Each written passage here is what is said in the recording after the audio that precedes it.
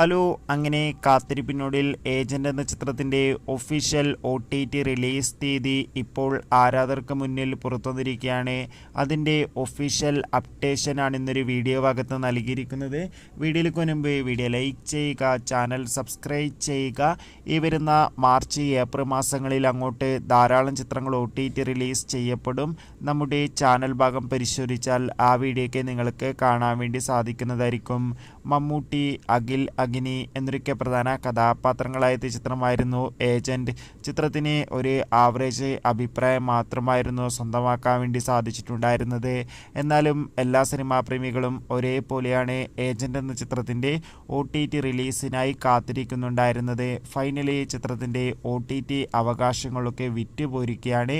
Agent എന്ന ചിത്രത്തിൻ്റെ OTT അവകാശങ്ങളൊക്കെ Sony leave എന്ന OTT പ്ലാറ്റ്ഫോം സ്വന്തമാക്കിയെന്ന് കൺഫേം ആക്കിയിട്ടുണ്ട്. ചിത്രം മാർച്ച് 14